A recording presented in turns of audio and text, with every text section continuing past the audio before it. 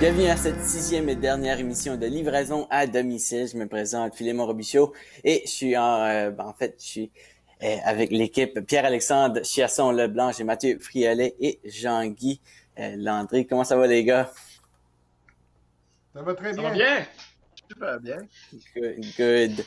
Aujourd'hui, pour les invités, on a Jonathan Bob Savoie, qui est un ancien étudiant du programme de communication radiophonique, et on aura aussi l'enseignante Dani Lausier du CCNB campus de Dieppe pour un cours qui est assez particulier, mais on entendra ça plus tard dans l'émission.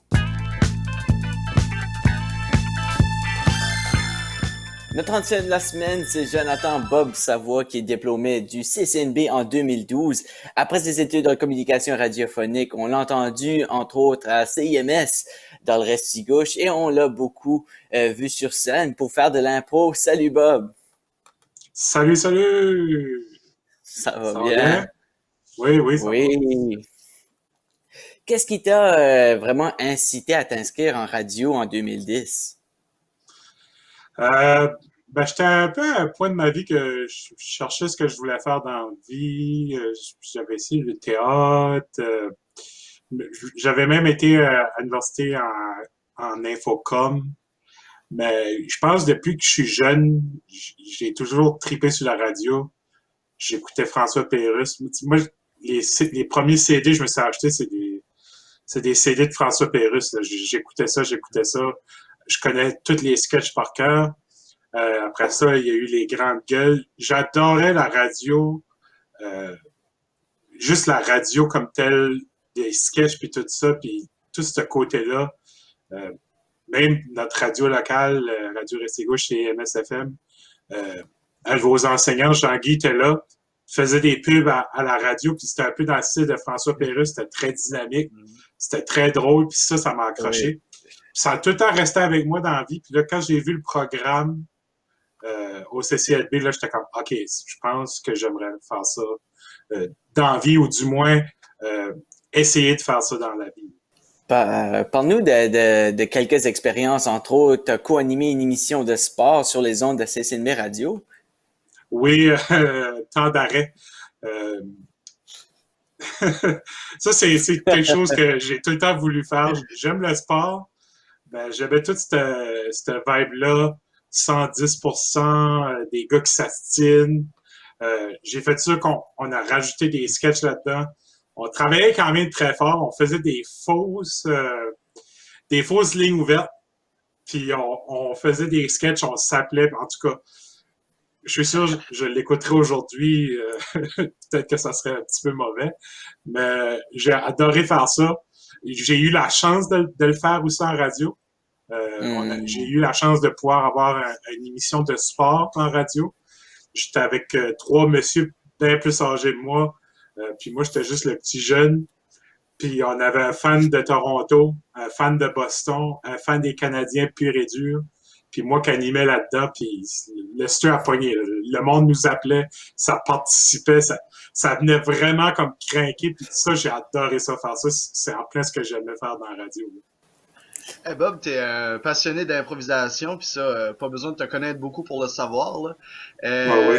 Entre autres, en 2003 et 2004, à la polyvalente Roland Pepin de Campbellton, tu faisais partie du Improv-tastic 4. Puis vous avez d'ailleurs gagné la Gougoune dorée cette année-là.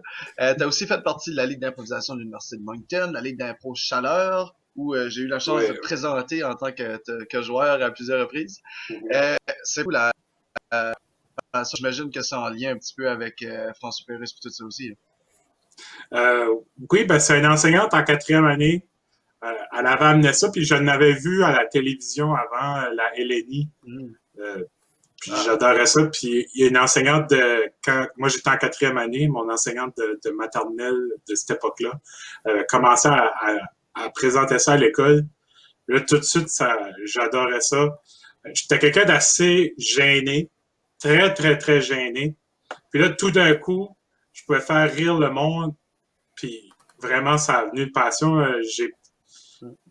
Depuis la 4e année, ça a peut-être arrivé 2 ans que j'ai pas joué d'impro. Là, c'est que ça fait plus de 20 ans là, que je joue de l'impro. C'est vraiment une passion. J'ai fait plein de ligues, tout ça. Puis, comme je dis, c'est un peu comme la radio aussi. C'est un outil créatif immédiat. Oui, en radio, on s'enregistre, on peut faire des...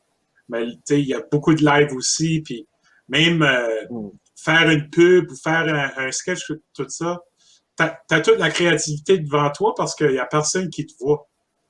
Fait que si tu veux être à Cancun, tu peux l'être, tu rajoutes des bruits, c'est tout dans ce travail-là de comme vous amener des nouveaux paysages, des nouvelles idées, tout ça, puis que on peut aller n'importe où en impro, comme en radio, on n'a pas ce barrière-là. Fait, vraiment, j'adore faire de l'impro, puis je pense pas que je vais jamais arrêter.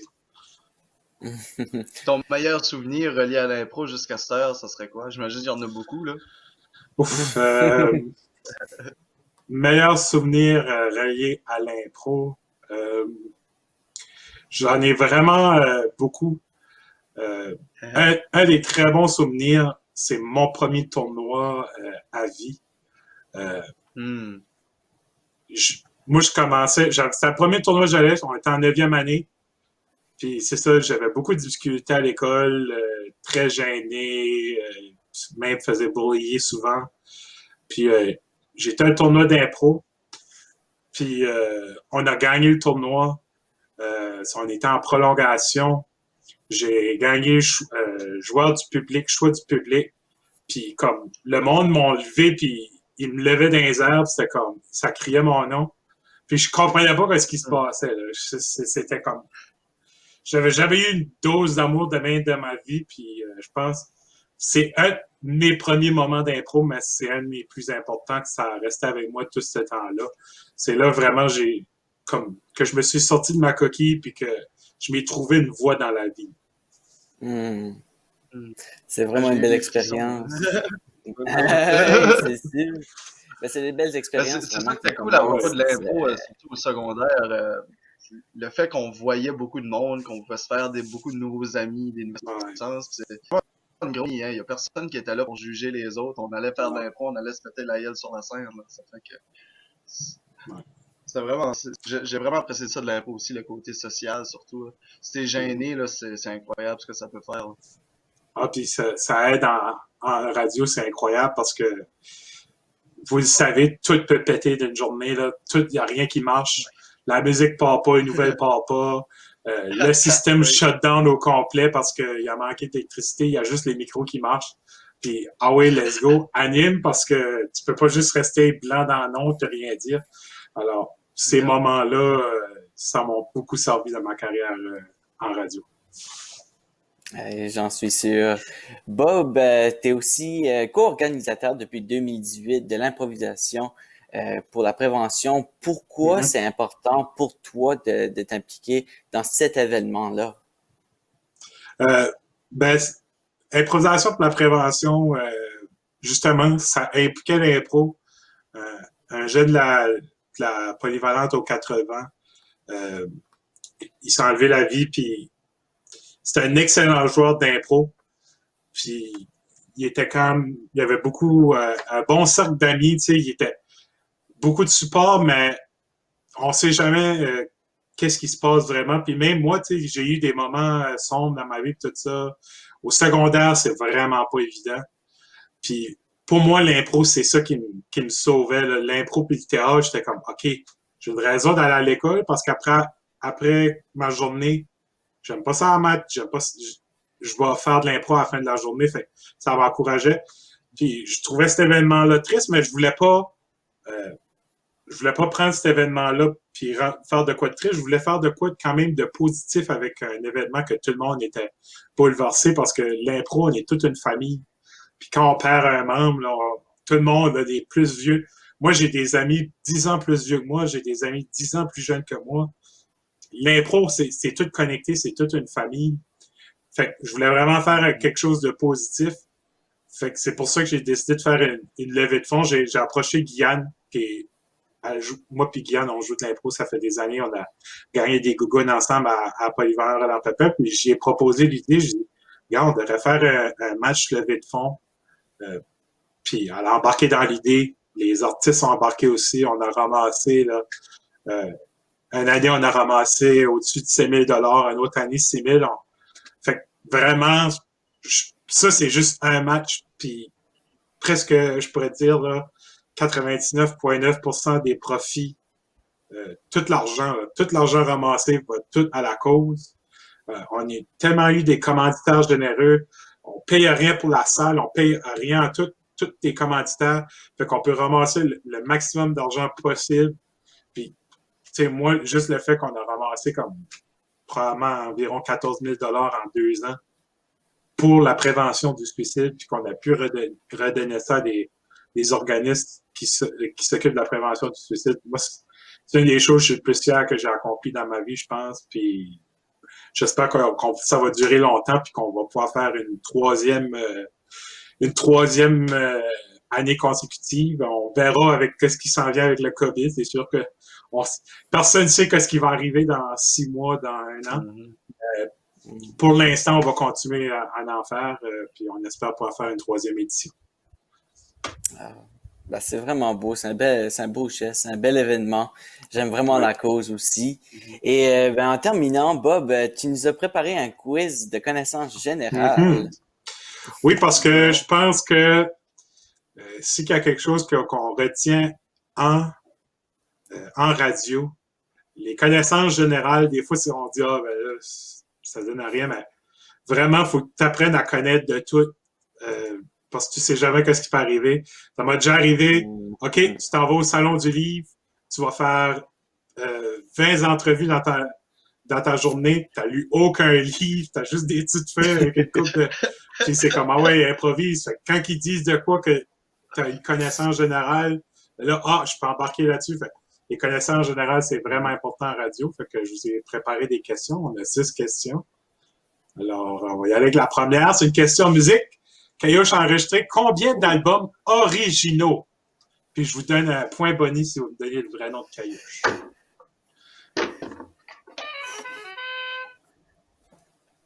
C'est ton buzzer, oui? Oui, c'est... je vais y aller avec 3. Droit de réplique. Moi, je donne 5. La bonne réponse était 5. Il a sorti 5 albums. Il y a une petite catch parce qu'il y en a un 6e. Mais c'est un album des meilleures chansons. Je ne l'ai pas compté parce que ce n'est pas un album original. Il vient juste de sortir. Est-ce que vous savez son vrai nom? Je l'ai toujours appelé Caillouche. Comme tout le monde. Ouais. Son vrai nom, c'est Réginald Charles Gagnon. Ouais. D'ailleurs, je vous invite à aller regarder son documentaire, très bon, le documentaire sur la vie de Caillouche. Alors, 2e question. J'ai vu que vous avez déjà eu des questions sur la Coupe Memorial, fait qu'on va voir si vous avez bien écouté. Combien de Coupes Memorial ont été remportées par des équipes du Nouveau-Brunswick? Je pense que c'est quand même... c'est pas si dur, là.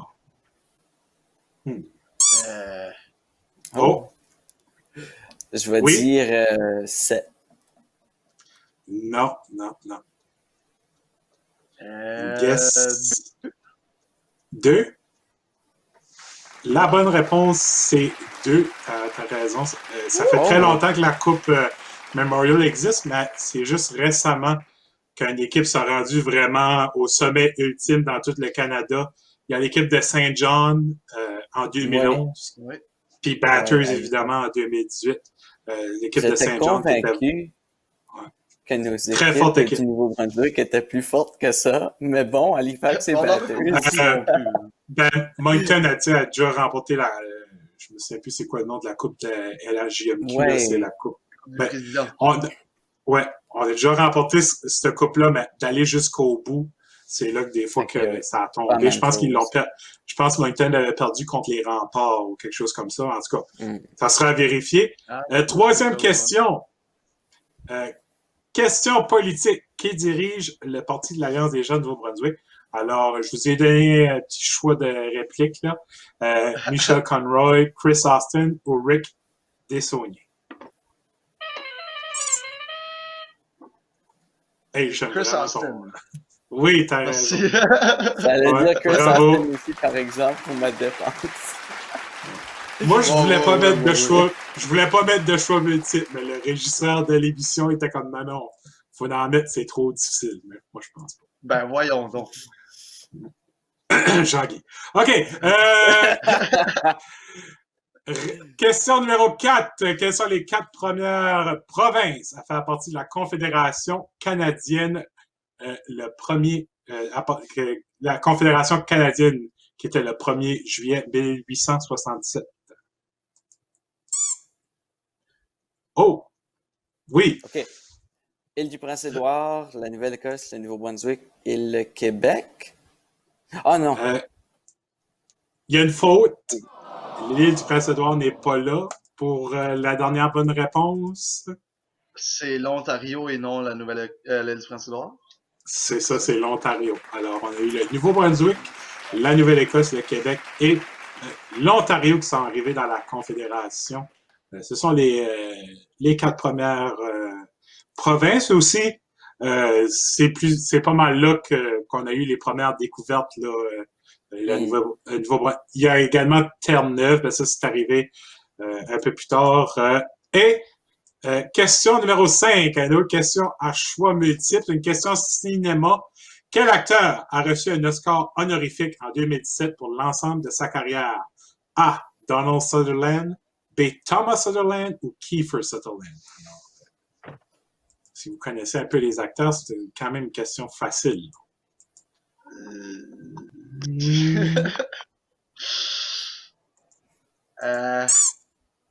Oui. Ouais, vas-y. Je vais m'essayer avec Thomas. La B. Non. Alors, t'as A ou C, là. Kiefer? Non, c'est Donald Sutherland. Alors, si vous ne le connaissez pas ou peut-être le nom ne vient pas en tête, vous avez écouté le Hunger Games. C'est lui le Big Boss, le méchant. Il est originaire de Saint John au Nouveau-Brunswick. C'est quand même un gros acteur, là.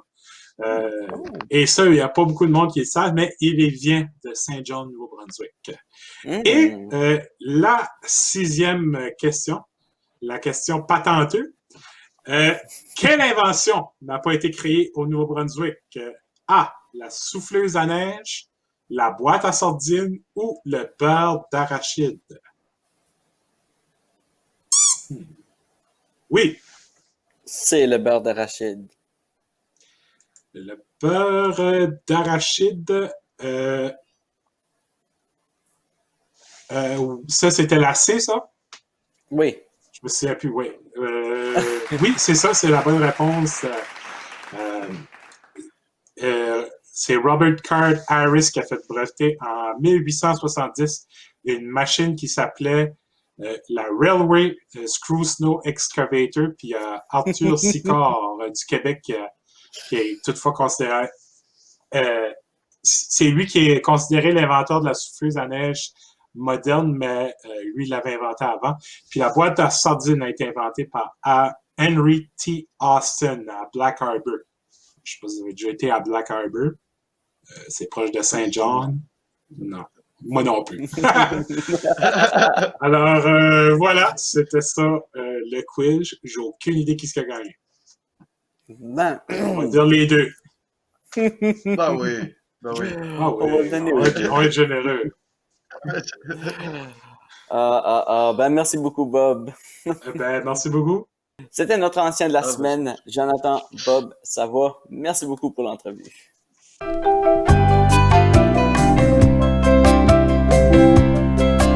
Donc, je suis en compagnie de Dani Lausier, qui est enseignante par approche centrée sur le développement par compétences au CCNB Campus de Dieppe. Bonjour, comment ça va, Dani? Bonjour, ça va vraiment bien, merci, Philémon. Ça va très bien. Expliquez-nous Oui. un peu qu'est-ce qui est l'approche centrée sur le développement par compétences.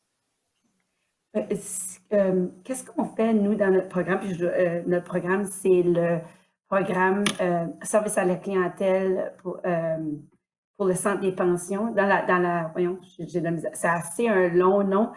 Service à la clientèle pour la fonction publique fédérale. Et c'est spécifiquement pour le centre des pensions. Donc, on est rattaché spécifiquement à un employeur. Et puis, ce qu'on a fait avec ce programme-là, moi et ma chef de développement, Liette Roussel, qui croit vraiment dans cette approche-là et qui m'a vraiment soutenue, c'est qu'on a développé une façon de faire où quand on développe les compétences, on va voir le savoir-être et le savoir-faire dans une approche plus magistrale où le professeur est plus en avant de la classe, il va parler, il va partager ses connaissances, sa théorie. On va se concentrer plus sur le savoir et le savoir-faire, donc le savoir, le contenu, et le savoir-faire, donc le savoir exécuter telle tâche, donc résoudre des problèmes ou les examens, tout ça. Ce que nous, on voulait faire de différent, c'est rajouter nécessairement le savoir-être, qui veut dire que l'étudiant ou notre apprenant va connaître le contexte organisationnel.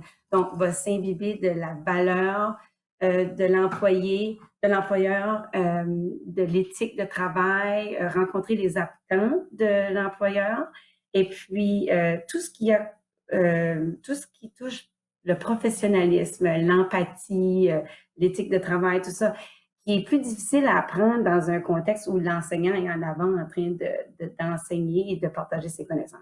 Donc, ce qu'on fait nécessairement, nous, c'est créer des activités d'apprentissage où on doit simuler vraiment le travail que l'on ferait avec l'employeur. On essaie le plus possible de rester très près du contexte de l'employeur. Donc, on entre dans la classe, on s'assoit, on est comme dans un bureau, on prend ses pauses quand on veut, on gère son heure du dîner, mais on simule toujours. Donc, très différent que d'être assis en avant de la classe où c'est le professeur ou c'est l'enseignant qui va te faire passer la connaissance. Ici, c'est plutôt, tu dois vraiment faire partie de l'apprentissage. Donc, tu es vraiment au cœur de l'action en tant qu'apprenant. Donc, tu dois vraiment, tu ne peux pas arriver puis dormir à ton pupitre parce que tu es dans le centre de l'action. Et c'est très différent. C'est de là où on a commencé un peu une entreprise d'apprentissage. Donc, on a la même chose qu'un programme ordinaire au régulier avec des objectifs à atteindre et des cours différents cours. Sauf que mes apprenants vont entrer en salle de classe et ils vont pas nécessairement savoir dans quel cours ils sont parce que je divise pas la classe en cours, mais plutôt en activités d'apprentissage qui vont toucher différents objectifs de différents cours. Donc, si l'exercice est de faire une simulation de clients, puis répondre à une demande de client, ils vont devoir connaître des concepts de pension, ils vont devoir connaître comment naviguer le web, aller faire des recherches sur le web, ils vont devoir pratiquer une bonne diction, une bonne présentation orale, une bonne communication. Ils vont devoir travailler en équipe, ils vont devoir s'adapter au changement parce que c'est pas rare qu'on va couper le travail pour dire « Ah, on a changé d'idée, vous devez pas continuer dans cette piste, on va vous faire faire autre chose. » Toujours pour déstabiliser l'apprenant, puis offrir la meilleure version du contexte du travail qu'on peut possiblement faire. Et puis, combien d'étudiants qui suivent ce programme-là? On a 12 étudiants et puis 12 étudiants qui, au début, ont aucune idée. On explique dans la première semaine qu'en plus de faire l'approche centrée sur le développement des compétences où ils vont devoir, puis je leur dis tout le temps, c'est 1, 2, 3 actions. Quand on entre dans la classe, on participe, on est des participants, on n'est pas des étudiants, on est des participants. Puis moi, je deviens vraiment le coach, un mentor. Et donc, c'est 12 étudiants qui n'ont aucune idée. Puis en plus, on fait beaucoup de pédagogie inversée où on va dire aux étudiants, on a ces objectifs-là à atteindre. Est-ce que vous avez des idées de comment on pourrait les atteindre? Donc, ils vont faire partie aussi d'être l'enseignant en même temps. Donc, ils vont se diviser les tâches. Et puis, moi, comme enseignant, je deviens une voix à la table de 12. Donc, on est 12 apprenants qui deviennent extrêmement interliés, extrêmement près l'un de l'autre, une équipe. Parce que c'est ça aussi notre but, c'est de créer une équipe. Parce qu'ils seront, une fois rendus au centre des pensions, une équipe pour la prochaine année ou année et demie. Parlez-nous un peu de l'entreprise d'apprentissage que vous avez fait tout au long de l'année. Oui. C'est ça. Moi, on était parti avec ma chef de développement, Liette, sur le fait même que l'apprentissage, c'est personnel. Moi, je peux faire qu'est-ce que je peux, mais ça reste la responsabilité de l'apprenant, l'apprentissage. C'est lui qui va décider consciemment qu'il veut apprendre. Et puis, je savais aussi que l'enseignement magistral, si moi je suis en avant de la classe, c'est pas fait pour on a été prouvé à maintes et maintes reprises que c'est pas nécessairement fait pour l'apprenant. Donc, on a voulu créer, exactement comme j'ai mentionné, un contexte où l'apprenant sentirait un peu comme quoi il travaille déjà pour la fonction publique. Donc, il entre le matin à 8h15 au travail. On a ça de même, on a les pupitres de placer un peu comme des bureaux. Et puis, il entre le matin à 8h30, il est prêt à travailler. Il prend ses pauses le matin et l'après-midi quand il veut. Il prend son dîner quand il veut, mais il fait certain qu'il y ait d'autres gens là pour répondre aux clients. Si lui est parti prendre son dîner, lui ou elle. Et puis, on termine à 4h, 4h15, la journée de travail. Puis, la façon que ça fonctionnait, c'est qu'on avait un horaire où tu n'as pas de cours séparés. Les apprenants sont au courant des objectifs qu'ils ont à apprendre, puis on les évalue constamment chaque jour. On leur donne des grilles d'apprentissage, d'évaluation avec une évaluation constante. Le matin, moi, la façon que j'ai fonctionné, c'est le matin, les lundis matins, on avait ce qu'on appelle, et j'utilise les termes du centre des pensions, le stand-up meeting. Donc, à chaque matin, lundi matin, on discute des objectifs à apprendre, on discute des activités. Du lundi au mercredi, on avait des études de cas. Et puis, j'aurais pu moi-même inventer des études de cas, mais pourquoi pas donner à l'apprenant cette responsabilité-là d'inventer des études de cas et de pouvoir être d'équipe en équipe, se compléter ces études de cas par la suite et même eux-mêmes corriger les études de cas. Donc déjà, ils voient le concept plus d'une fois. Et ensuite, les mercredis, on faisait vraiment un rassemblement où on pouvait discuter de nos études de cas et les corriger tous ensemble. Et les jeudis, on avait des journées conférenciers. Donc, c'était eux qui étaient invités à planifier cette journée. S'ils voulaient donner une conférence, ils peuvent. Sinon, ils invitent des gens. Et puis, le vendredi, ce qui est un peu différent quand même d'une entreprise d'apprentissage pure, on avait un genre de club de lecture où on faisait de la lecture des thèmes de leadership, de mieux-être, des façons de s'améliorer, comment employer, tout ça, et on discutait comme ça.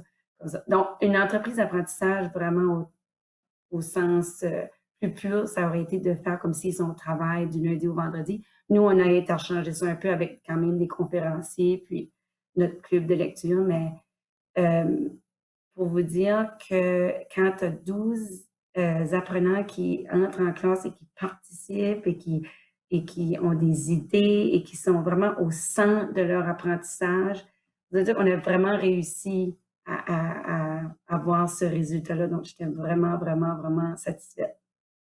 Ben, ça sonne comme un très beau projet. Toi, Oui. avec ton cours est très axé vraiment à être le savoir-faire. Donc, parce que les étudiants maintenant sont à la maison, comment est-ce que tu as vraiment adapté ton cours aux étudiants? Oui, on était déjà assez technologiquement adaptés parce que on avait un cartable électronique. J'ai pas utilisé Ardoise comme la plupart, et je vais voir si je peux l'utiliser dans un avenir approché. Je l'ai pas utilisé parce que j'ai utilisé le notebook dans Microsoft OneNote, Class Notebook, parce que je voulais qu'on ait un cartable qui puisse apporter avec eux quand ils sont au centre des pensions. Et je voulais aussi que l'employeur puisse voir dans ce cartable-là tout au long de leur cheminement en classe. Et puis, donc, on était déjà adaptés technologiquement. On utilisait déjà Teams aussi parce que je leur faisais faire déjà du travail en ligne et se discuter par Teams. Et même si quelqu'un devait être absent, bien souvent, ils étaient présents quand même en classe parce qu'ils pouvaient avoir accès avec Teams. Mais ce qui est arrivé par la suite avec la pandémie, c'est qu'on a été chanceux assez, ça, M. Zundel nous a donné cette pensée de continuer avec le Centre des pensions. On a été chanceux que le Centre des pensions a pu discuter avec nous pour le collège et voir à trouver des façons avec la même chose. On se rencontre les lundis, on discute des objectifs à atteindre.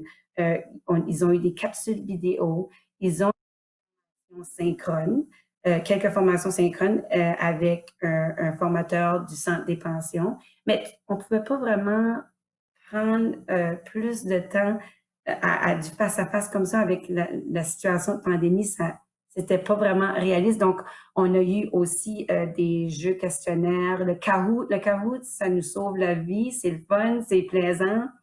C'est quelque chose que les gens embarquent, puis ils ont pu en développer eux-mêmes. Ensuite, beaucoup de clavardage entre eux quand ils se sont fait des groupes d'études. C'est eux-mêmes qui ont apporté beaucoup des solutions, qui a fait que le stage a pu être assez intéressant pour eux parce qu'à chaque matin, ils ont décidé qu'ils allaient se rencontrer à 9h AM, discuter de comment les choses allaient. Ils ont des examens à faire une fois qu'ils vont être au Centre des pensions, qui est un peu énervant pour eux, stressant, parce que ils n'ont pas eu... habituellement, ils auraient été en stage, ils auraient fait un mois d'études, ensuite un autre mois d'études, tandis que là, ils ont eu beaucoup plus de temps d'études et c'est un petit peu moins des fois motivant, mais ils ont trouvé une façon de se rencontrer en groupe. On fait des rencontres individuelles et des rencontres en groupe aussi. Il y a aussi eu le plan de travail.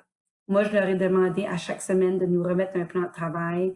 Ça leur a donné encore une fois un genre d'outils pour les motiver parce que c'était de voir comment ils allaient remplir leur journée. Ils avaient beaucoup la responsabilité eux-mêmes de trouver l'horaire qui allait leur plaire ou encore les motiver, mais je dois vous dire que ça a été incroyable. La plupart ont vraiment, les gens pourraient regarder ces plans de travail-là et dire « Wow, c'est incroyable ». Même que je me suis inspirée de leur plan de travail d'une de mes apprenantes pour faire le mien moi-même parce que c'était pas mal au-delà de toutes mes attentes. On a invité des conférenciers aussi.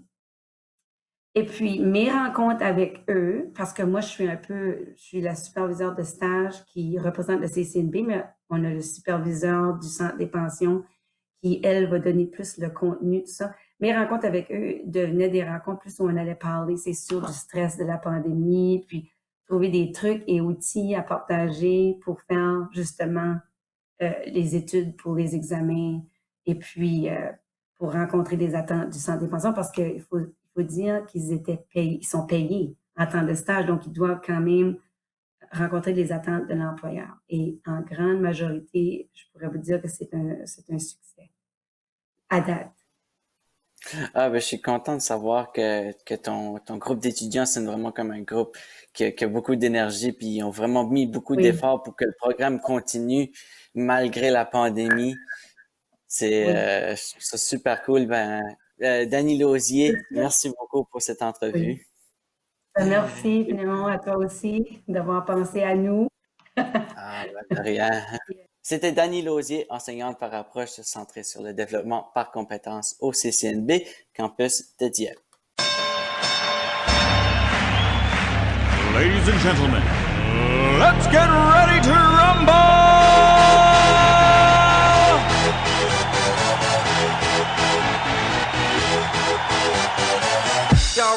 Ça fait 6 semaines qu'on subit des quiz de la part de Jean-Guy et de nos anciens étudiants qui ont été dans le programme.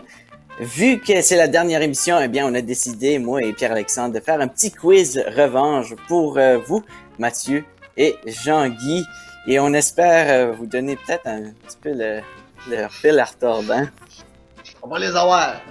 On va les avoir. On a passé pour des Monsieur, niaiseux pendant amenez-en des 6 semaines. questions. Là. Amenez-en des questions. Messieurs, Jean-Guy c'est est donc... là. c'est donc un quiz. Mais vous êtes J'aimerais contre, voir- là, Mathieu. Hein? Vous êtes contre, là, Mathieu. Là. C'est pas parce que Jean-Guy paraît bien que tu vas bien paraître dans le processus. Oh, moi, je fais le montage. Je peux m'arranger pour que ça paraisse. C'est un quiz, donc j'aimerais voir vos buzzers avant qu'on commence ce quiz. Jean-Guy? Oui. Oui. Alors, j'aime beaucoup Snoopy. Alors, mon buzzer sera Snoopy qui danse. Bon, voilà. C'est bien. Moi, ben, j'ai une vieille radio. Ça fait que. Oh! va être une vieille Une radio. antiquité? Ça va être ça. Ah, c'est parfait. Ah, Bon, bring it on! ben moi je vais bien commencer. On sait quand même que je suis un gros passionné de jeux vidéo et j'ai souvent parlé de League of Legends dans mes émissions. Donc, la question que je vais vous demander, c'est combien de champions y a-t-il dans League of Legends? Il y en a plusieurs. C'est un jeu qui est quand même là, depuis les débuts 2000 et il en sort plusieurs. Donc, combien de champions y a-t-il dans League of Legends? Je te dirais, Hey, c'est pas évident.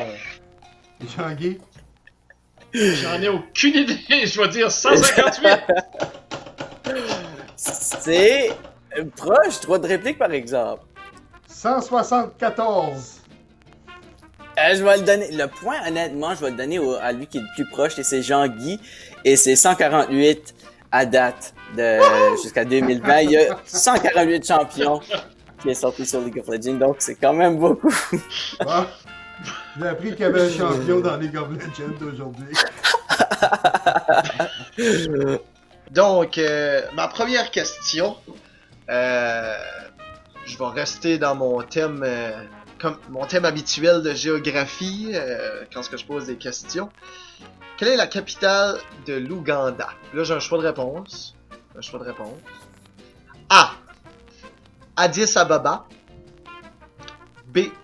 Kampala. Ou C. Nairobi. Ce sont tous des capitales d'un pays africain, donc faites attention. Mathieu, Je vais m'essayer avec Nairobi. droit de réplique, Jean-Guy. Ah, Moi, je dirais avec Addis Abeba.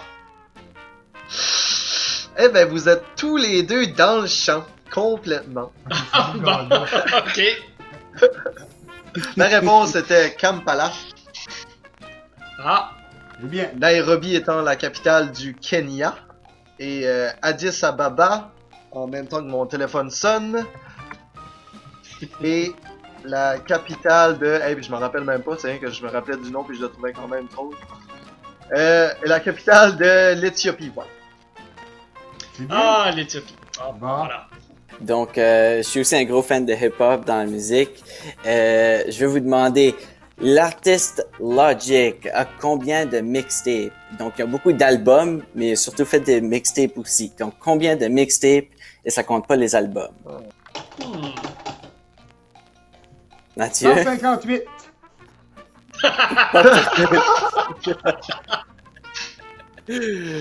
Non. Jean-Guy? Moi, j'irais avec 15. Pas vraiment proche. Il en a fait 6 mixtapes qui est sorti. Ah. Mais bon, OK. ben c'est pareil. Bon, Mais les deux plus connus, probablement que c'était Bobby Tarantino 1 et 2. Mais c'est très bon. Allez, si vous aimez ça, allez voir. Je suggère. parfait. Bon. T'aurais dû leur donner des choix de réponse, là. Ils font pitcher. On s'assume, nous autres, on s'assume. Je vais leur donner un choix de réponse. Donc, ma prochaine question. Nommez 5 artistes ou groupes s'étant produits sur la scène du Woodstock Music and Art Festival à Bethel, New York en 1969. Jean-Guy. Jimi Hendrix, Oui. Joe Cocker, j'essaie de penser là, Shanana, ça se peut-tu? Oui. Ok, il en reste deux. Il y en Bob avait Dylan, beaucoup, j'ai là. dit. Oui, il y en Bob avait Dylan beaucoup, était- certains. Bob Dylan n'était pas là. Y avait-tu pas CCR? Oui. Oui, il m'en manque un. Ça fait 5. Non, je crois que ça fait 5. T'as dit Jimi Ok. Hendrix, Joe Cocker, Shanana. Oui, Euh, mais Bob puis Dylan n'était pas CCR. là. Non, Bob Dylan Oui, n'était pas là. CCR. America, était-tu Ok. là? Non. Il est en train de regarder les vinyles. Ah, je checkais dans mes vinyles, ouais, des fois. Bravo, Jean-Guy. Je savais que t'allais Mathieu, l'avoir. celle-là. veux-tu t'essayer? Je m'essayerai même pas. Quoi Ah, que je pourrais vraiment. raconter toute l'histoire de Woodstock, qu'est-ce qu'il y a eu comme problème pour installer le stage. À un moment donné, Mais ils ont tu peux pas décidé me nommer qu'on des on a le artistes. choix entre mettre une clôture tout le tour du show ou avoir un stage. Puis ils ont priorisé le stage. Puis... Mais ouais, ben, je savais pour les Jimi Hendrix et compagnie, là, j'en connais plusieurs qui sont allés également. Là. Parce que je t'offre une possibilité de faire quelques points, là. Parce que là, Jean-Guy, j'y donne 5 points pour ces 5 réponses, c'est sûr. Ok, tu me donnes les mêmes. Non. Non. Prochaine question. Bon, 5-0 pour Jean-Guy. 5-0, hey, ça va les cher, cette question. Prochaine question. Je vais vous donner un choix de réponse cette fois, ça va être plus facile pour vous. Dans le jeu Legend of Zelda, le personnage principal qui est en vert, qu'est-ce qui est son nom? Est-ce que c'est Zelda, Link ou est-ce que c'est Ganondorf? Mathieu. Link. Oui, oui, c'est Link. Ça valait 5 points, cette question-là, hein? Ben essayé. Bien essayé. J'étais sûr que t'allais probablement... J'étais sûr que t'allais dire Zelda. Ah, c'est pas si fou que ça, quand même. Pour 2 points. Jacques Villeneuve, fils de Gilles Villeneuve, fut couronné champion du monde de Formule 1 pour la première fois en 1997. Donc, pour une possibilité de 2 points, je vous demande le nom de l'écurie pour laquelle il courait lors de sa conquête et le nom de son coéquipier avec lequel il a remporté du même coup le championnat des constructeurs. Oui, Jean-Guy. Oh. C'était pas pour Williams? Oui, un Ah. point. Ah. Coéquipier, par exemple, je m'en rappelle pas. Peut-être que Mathieu pourra l'avoir, celle-là. Non, j'ai pas le coéquipier, mais je savais que c'était pour l'écurie Williams. Ah oui, tu savais que c'était pas. Non, mais je savais cette partie-là, ben, en tout cas. J'aurais pas dû te Donc, texter ça, son- Jean-Guy. Mais qui était le coéquipier? Et le coéquipier de Jacques Villeneuve était l'Allemand Heinz Harald Frentzen. Ah! Non, Et lui est terminé ça- deuxième au ça fait un bout. championnat. J'aurais pas pu Ok, te dire ça tout fait un de suite, là, mais je me rappelle ce nom-là Ouais. était... 23 ans passés, parce que c'était en 97. Ouais. Toute une saison, C'est d'ailleurs. notre année de Jacques naissance. Villeneuve. On va aller avec la prochaine question, une question qui vaut 100 points parce que c'est peut-être pas difficile, mais c'est proche de mon cœur. Pour quelle équipe Austin Matthews joue-t-il? Le Canadien, les magnifiques Toronto Maple Leafs ou les Coyotes? C'est quoi ces questions-là? Floriso. Je vais dire les Maple Leafs parce que tu prends pour eux autres. 100 points, Mathieu. 100 Bravo, points, j'ai Austin gagné! Yeah! Bon. Tiens ton 5 points, Jean-Guy. Tu vois, Mathieu est finalement content pour une victoire grâce aux Maple Leafs. Ouais. Un événement marquant de cette année, ça a été évidemment les Leafs qui ont perdu contre Trevor Zamboni, mais Hey, Euh, et si tu n'acceptes pas ta paire, j'impose un protêt. Je veux un protêt. Oui. Dernière question. Ben là, j'ai quasiment le goût de la faire pour 100 points elle aussi.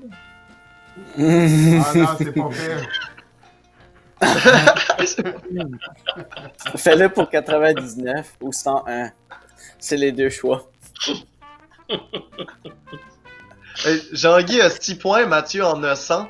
Ben, je vais la faire pour 94 points. J'ai pas encore ramassé Pour un 95 point, points, c'est je veux ça? dire. Donc pour 95 points et la victoire.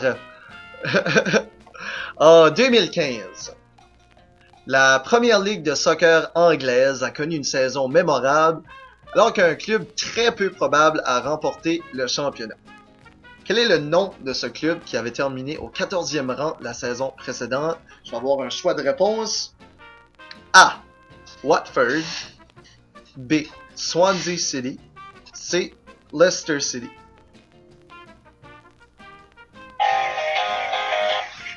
Jean-Guy. Je m'essaierai pour Watford. Doigt de réplique. OK. C'est. Mathieu. Bravo! Hein? 196 points! Ah! Et Mathieu qui l'emporte donc 195 à 6. On voit vraiment que les questions étaient bien calculées. Oh, victoire surprenante de Mais Friolet. Watford, c'est pas. Juste, Pierre-Alexandre, Watford, c'est pas un club de l'Angleterre, ça? Oui. Les trois sont des Parce clubs que- anglais, là.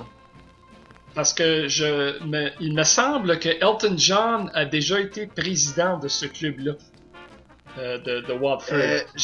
Je sais pas s'il a déjà été président, mais je le sais qu'il y a un des stands, voyons, une estrade, une des grandes estrades qui est à son nom, là. C'est Sir Elton John, estrade, là.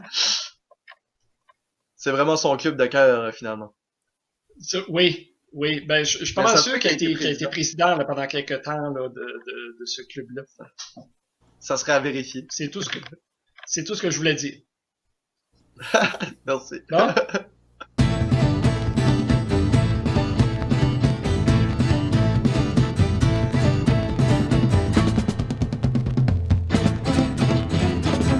Merci à vous qui nous avez regardés au cours des 6 dernières semaines, soit sur Facebook ou TV Rogers. Comme il n'y a personne de parfait, ça nous arrive de nous tromper ou d'avoir des petits pépins techniques quand on enregistre l'émission. Ouais, faut avouer que des fois, c'est pas évident d'avoir 3 ou 4 personnes qui parlent toutes à partir de chez elles. C'est un méchant défi technique. Puis, il y a certaines personnes que l'Internet marche moins bien. Hein, Pierre-Alexandre? Mathieu Friolet, tu nous as préparé un petit montage de nos bloopers? Oui, effectivement. Je me suis donné cette job-là, cette tâche-là d'aller réécouter tous les enregistrements qu'on a fait. Hey, on était au mois d'avril, fin avril à peu près, lorsqu'on a commencé à faire l'émission. Et j'ai parcouru chaque entrevue, chaque intervention, chaque petite chose qu'on a fait pour créer les 6 émissions de livraison à domicile. Et j'ai préparé un petit montage de ces moments, des fois cocasses ou des fois problèmes techniques qu'on a pu vivre au cours des dernières semaines. Voulez-vous écouter ça, les gars? Non. Ben oui, non. certain. Non. Hey, Ça va être intéressant. Merci beaucoup, t'as mis de Mathieu. l'effort, c'est bien, là. Ouais, on l'écoute quand même.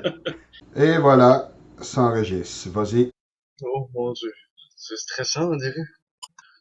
Bienvenue à... Ok. Un mot pour dire quand on commence, c'est ça. C'est important de mentionner De retour, Danny bienvenue. Bigot et Michel. Go! Merci. on a Jack Gautreau qui fait des chansons, donc... j'ai aucunement structuré que je voulais dire là, avant de commencer à essayer de le dire. Des artistes acadiens qui se veulent... Ok, dernière fois. Ça va bien, ça va bien. Ok. Ouais. Ouais. C'est comme ça que t'as fait ça? Ben, on va Ouais, dire. Il va y avoir Ouais, comme mais une image avec la petite musique puis une cote. Là. Ah ouais? Oubliez pas de porter le même linge demain soir aussi en passant. Mhm. Qu'on ait de l'air habillé pareil. Jean-Guy, salis-toi pas. Bon. Bienvenue tout le monde à l'émission. Attends. On va commencer ça. Oups. OK. Bienvenue tout le monde à l'émission Wow. Attends. Ça fait longtemps que j'ai pas... Livraison à domicile. Ça va être Je vais long. t'attendre dans OK. Question, je sais pas si on continue. Est-ce que tes tout livres, ça, non, on peut c'est finir ça comme ça. introduction? Et puis on peut... Et puis on poursuit avec quelque chose que Jean-Guy nous a préparé. C'est un petit quiz à propos de choses qu'on a retrouvées dans la salle de bain. Et ça s'appelle « Ça va bien aller ». Jean-Guy, est-ce que ça va bien ou bien? Ça va bien, ça va très bien ou très bien, selon selon ce que vous avez. Je m'entends pas, c'est-tu normal? Comment ça dit ça? Ça va bien aller, t'as dit ça va bien aller. Ça va bien aller. Ouais, Phil. Ben. OK. On y va. Sur ce, eh bien, ouais, non, il y avait une petite coupe comme... On poursuit avec notre segment qui s'appelle Truc de chef. On a Sylvie Lamarée qui est qui nous accompagne aujourd'hui. Laramée. J'ai dit Laramée. T'as dit Lamarée. Non. Ah. La marée, il a dit. Lamarée. Beau qu'on a un caractère, là, mais c'est Laramée. Je veux pas ramer jusqu'à vous autres, là. Pendant que c'est silencieux, Pierre, on va commencer avec Mathieu. Allô, bonjour! Ça va? Ben, c'est à peu près Voilà. temps. C'était très bien. C'était très bien. Quand tu veux. Ça, maintenant, à la fin de notre Attends une émission minute, livraison. C'est moi, j'ai parlé en même temps que t'as sorti, c'est pour ça. Vas-y, on recommence. Et on se quitte, Philémon et... Ben, attends, je recommence, c'est ça. Yeah. Donc, c'est Sylvain Boucher, c'est ça? Juste faire sûr que... Exact. Dans un cadre. CNB Campus Edmundston en technique culinaire au début des années 2000.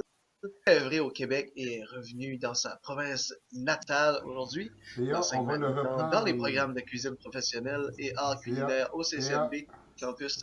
Hein? Ah. On va le reprendre. Ça a coupé beaucoup au début, là. J'aimerais qu'on le reprenne. OK. OK.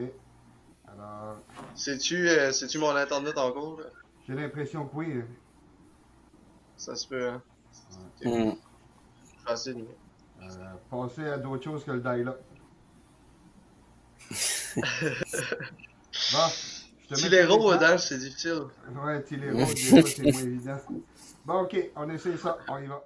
Notre prochain invité à livraison à domicile, M. Sylvain Boucher, qui est originaire du nord-ouest du Nouveau-Brunswick, il est diplômé au CNB Campus de Edmundston technique culinaire au début des années. OK, c'est vraiment Œuvré infernal. au Québec et vraiment, je sais pas beaucoup. Ça se peut-tu? Ça fait non, je pense pas. Je sais pas. Je suis à côté du modem. Vous êtes originaire de où, les gars? Moi de Moncton. OK. De où? De Moncton. Non, mais l'autre. Tracadie. Tracadie, OK, excuse. Yes. Ouais. J'ai vu que t'étais gêné de le dire, là, c'est ça. Genre, toi, ton activité de la semaine, c'est assistant à des réunions municipales, là, c'est ça? Ouais, c'est ça. Alors, ça fait plusieurs semaines qu'on reçoit des quiz, puis j'ai le feeling qu'on paraît pas si bien que ça à travers ces quiz-là, moi puis Phil, ça fait que cette semaine, faut vraiment... let's go. C'est votre chance de vous rattraper. Quelles sont les 3 municipalités francophones ou bilingues du nord du Nouveau-Brunswick qui ont comme attraction touristique un fort aux couleurs de l'Acadie? Puis, je sais pas, je te dis. Il a freezé, là. Oh, Allô? ah, ça se peut, sa connexion était pas très Ouais. bonne tantôt, ça coupait beaucoup. Et enseignant au programme cuisine de... on peut-tu recommencer ça? Oui, on va recommencer. Non. Non. Je remets... Ah, comment il est beau qu'il sourit. Ah, il est tout beau. Oh. Ah, c'est gars. Regarde ça. Il a freezé Merci le main. Mathieu. Hein? Yes! J'ai enregistré le petit bout. Ah, ça achètera un nouvel Internet l'année prochaine. Qu'est-ce qu'on fait? On coupe. On danse!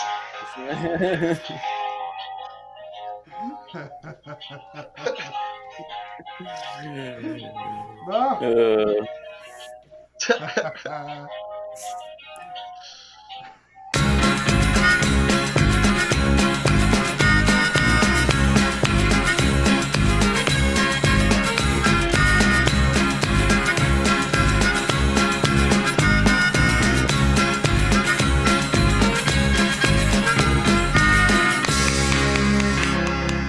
On aimerait saluer les finissants des classes de 2020, des classes secondaires. C'est un moment très important dans votre vie, mais avec la pandémie, ça chamboule tout, pas mal tous les plans des remises de diplômes. Donc, on pense à vous et on va vous présenter en fait nos photos de graduation à notre tour. Je sais pas qui veut commencer avec leur photo de graduation. Peut-être Jean-Guy. En quelle année t'as gradué, Jean-Guy? 1989.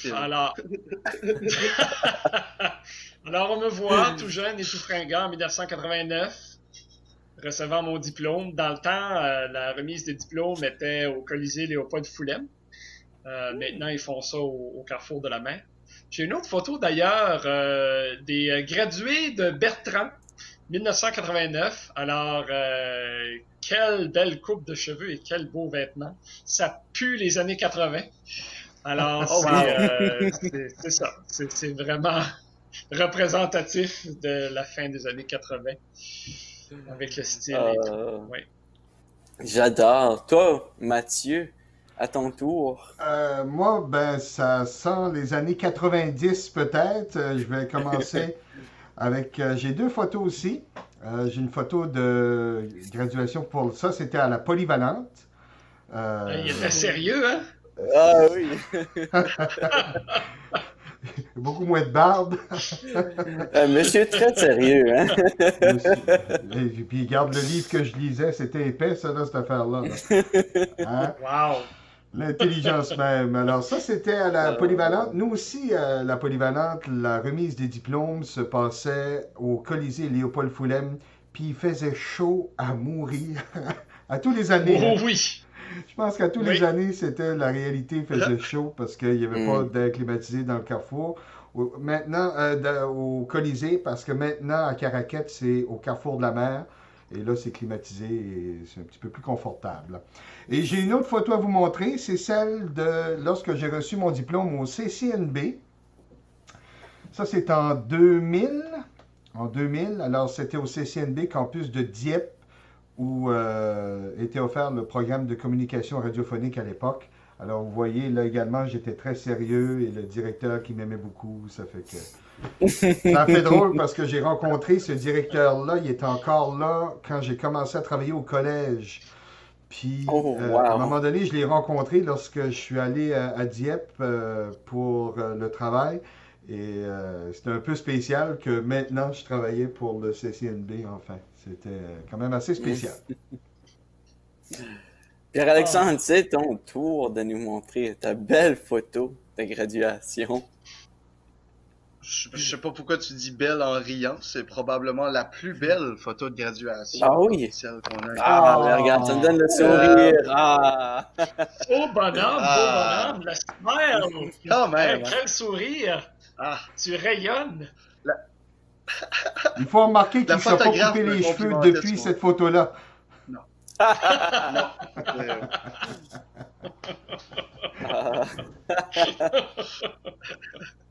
Comment ça s'était passé, toi, ta remise des diplômes, PA? Ben, nous autres, c'était un heure et demie on est debout dans les vestiaires à l'Arena à Shaila, au fameux complexe Sadion. Et on se demande qu'est-ce qui se passe. Il fait chaud, on peut s'assire, on peut enlever notre casque, ça va-tu finir bien vite, on va-tu aller s'assire. Tu sais, c'était à peu près ça comme cérémonie, je dirais, là, mais en général, c'était quand même pas si pire. Là. J'étais pas trop cérémonieux comme personne non plus. Là. Même le bal, ça m'intéressait pas tant que ça dans le temps. Ça fait que... Mettons, je serais correct avec la situation présente où est-ce qu'il n'y a pas de balle puis tout ça. Là. C'était juste l'après-balle qui m'intéressait. C'est bien. Filémon. Ben, moi, pour ma part, ben, quand j'ai gradué, nous, la graduation, ça se passe à l'école de lycée même. Et puis, l'école de lycée et l'école Mascaret sont ces deux écoles rattachées. Donc, on a ce qui s'appelle un cafétérium. Donc, ils ouvrent le mur sur le côté. On a toutes les deux écoles. Et il fait très chaud. C'était très chaud cette journée-là. Je me rappelle que beaucoup des élèves, on avait une petite ligne dehors parce qu'il fallait rentrer un par un. Et puis là, aller s'asseoir. Mais c'était long, c'était très chaud. Mais on avait le sourire, tout le monde. On était très heureux de finir enfin. Puis c'était une belle année. 2015, c'était une belle année. C'est toi qui as année. les cheveux longs là, sur la photo, hein? Oui, le deuxième à gauche. Non. Hein? Ah oui. Ah non, moi, je suis le plus beau dans le milieu. Hein? C'est ton fan club, ça? Ou... Ben oui, puis non, je veux dire, c'était c'était des amis que j'ai eu à travers de l'école. Puis mes parents ont été chanceux d'avoir les photos qu'il y a eu avant que j'enlève ma toge. Il faisait tellement chaud. Mais j'étais heureux. Ben regarde, messieurs, merci d'avoir partagé vos photos de graduation. Encore, pour ceux-là qui graduent cette année, eux autres à l'école, eux autres à l'université, eux autres au collège.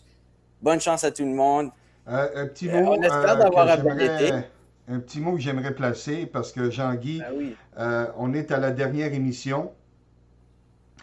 Et Oui. évidemment, Jean-Guy a travaillé très très fort dans les dernières semaines pour un peu réaliser ça. De mon côté, tu sais, j'étais un peu à la technique derrière tout ça. Et pour vous, Pierre-Alexandre et Filémon, ben, c'était votre épreuve de stage, hein, parce que, étant donné la situation, on a dû s'adapter pour vous faire vivre un stage de façon différente. Et l'industrie va évaluer un peu ces émissions-là. Je voudrais vous remercier, les boys, d'avoir bien voulu embarquer dans le projet. Et je voudrais vous féliciter pour le beau travail que vous avez fait au cours des dernières semaines. Jean-Guy, je ne sais pas si tu as un petit mot que tu voulais dire. Moi aussi, je voulais vous féliciter. Bravo, merci pour m'avoir suivi. Des fois, c'était des niaiseries, d'avoir embarqué dans tout ce que je vous ai posé. Moi, ça a été... si on me demande à me donner c'est quoi ma plus grande réalisation ou la réalisation dont je suis fier, ça va être cette émission-ci. C'est un projet qui m'a rendu extrêmement fier et j'ai beaucoup aimé travailler là-dessus et travailler là-dessus avec vous autres. On met une belle équipe. Bravo. Ça tape tous sur l'épaule. Et malgré toutes les réalités d'Internet, des Internets à Jean-Guy et Pierre-Alexandre. Oui. Filémon, ça allait bien avec ton Internet. Ça n'a pas été évident. Pas eu trop de problème. Oui, ben, tu vois, avec un grand temps avec Rogers, c'est bien. Hein? Parfait. Allez, sur ce, ben, je pense qu'il vous reste une petite chose à présenter. Merci d'avoir suivi l'émission sur Facebook et sur TV Rogers. On va vous quitter avec une chanson de Pierre Guitare, chanson nommée « Je t'aime ». Bon.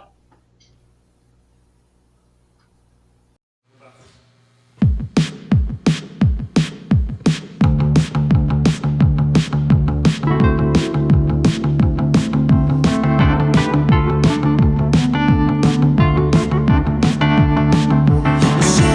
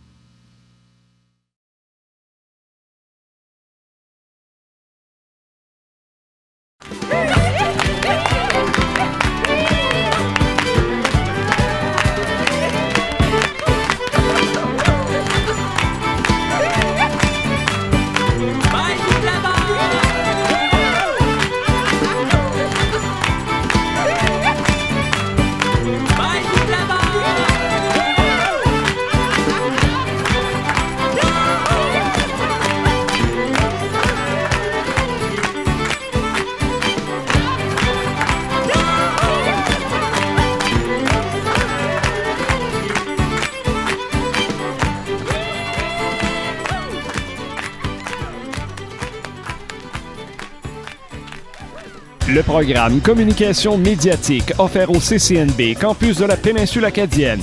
Animation en direct sur les ondes de CCNB Radio. Gestion de pages web et de médias sociaux. Un aspect pratique développé pour acquérir les aptitudes nécessaires au domaine de la communication. Un volet multimédia avec des journées de diffusion en direct et de montage audiovisuel. Le programme Communication médiatique, c'est tout ça et encore plus. Offert en septembre. Inscris-toi maintenant.